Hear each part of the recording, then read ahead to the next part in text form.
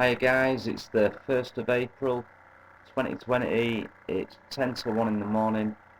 Um, this is the Google version of the John Hopkins map.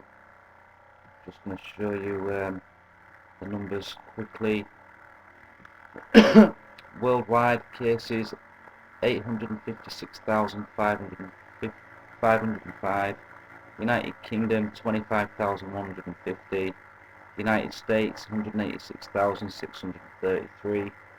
Italy 105,000, Spain 95,000, China 81,000, Germany 71, France 51, Iran 44. That'll do for them. There's now 1,808 deaths in the UK, 42,000 worldwide, 3,833 in the United States, 12,000 deaths in Italy. Spain shot up as well to 8,500.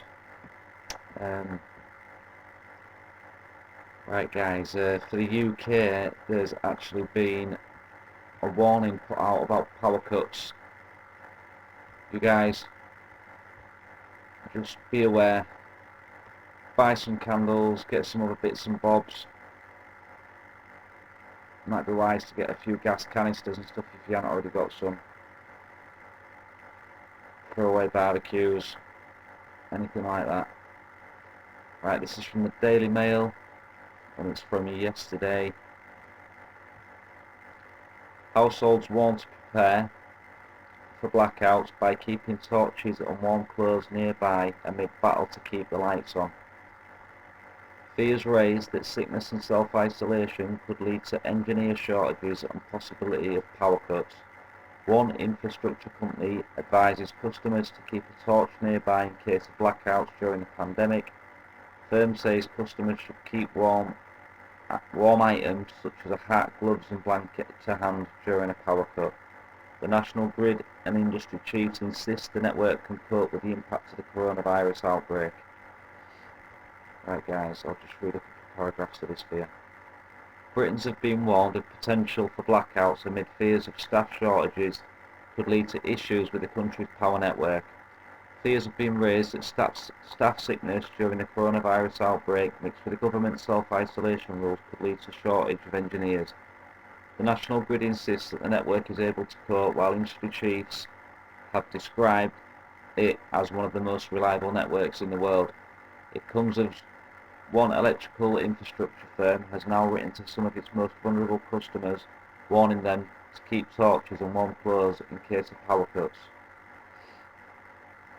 Just thought I'd share that with you guys. Like I say, just take precautions in it, be careful, heads up.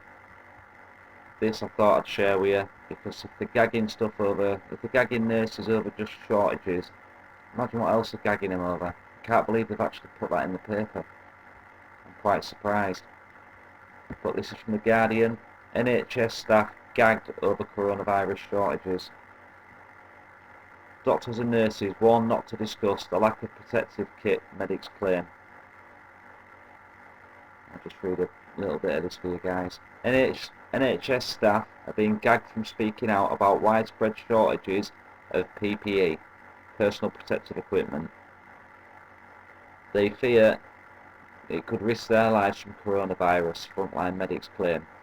Doctors and nurses are being warned by hospitals and other NHS bodies not to raise their concerns publicly, according to a dossier of evidence collated by the Doctors Association UK, DAUK. Tactics being used to deter staff from voicing their unease include threatening emails, the possibility of disciplinary action, and in 2 cases being sent home from work. Some doctors have been given a ticking off after managers were irritated by material they have posted on social media. Doctors across front lines are extremely concerned about the lack of PPE. Many have told us that they tried to raise concerns through the proper channels but have been warned against taking these concerns further. Dr. Samantha Bat-Rawdon, the AUK's president, said. At this time, when we desperately need every single doctor in the front line, some have had their careers threatened and at least 2 doctors have been sent from their work. This is unacceptable. Doctors have a moral duty to make their concerns regarding COVID-19 public if these cannot be resolved locally, she added. The NHS organisations involved appear to want to stop staff from highlighting the lack of face masks, goggles, visors, gowns that has created huge alarm and fear in the front line. Many health professionals are worried that they may contract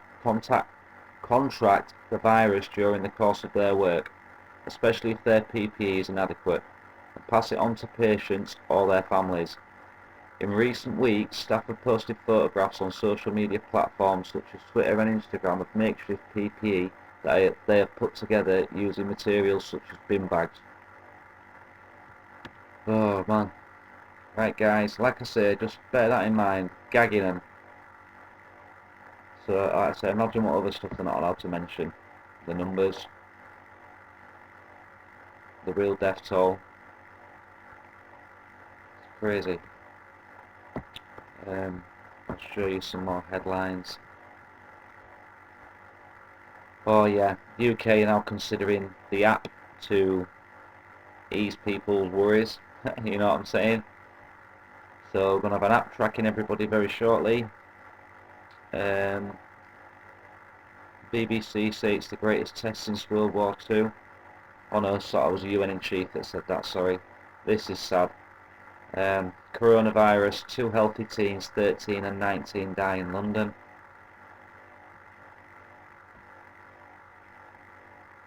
Covered them other bits. Coronavirus cases plateau in the UK as ventilators near production. That's handy. Coronavirus UK herd immunity idea gave up. Yeah. Right. Fucking stupid idea in the first place. Oh, we didn't need that bit. I think that's it, guys. Oh, yeah, Michael Gove. This was an interview with Reuters, just saying that he's saying that the death toll is going to be shocking. Right, I'll leave it with you there, guys. The main thing to take from this is this power cut and the gagging of the nurses and the medical staff. Please be aware. Get some candles. Like I say, if you've got barbecues, throwaway barbecues or charcoal or just stuff you can cook with, boil water. Just common sense, man. God bless you all. Take care. I'm going to get some sleep. Bye for now.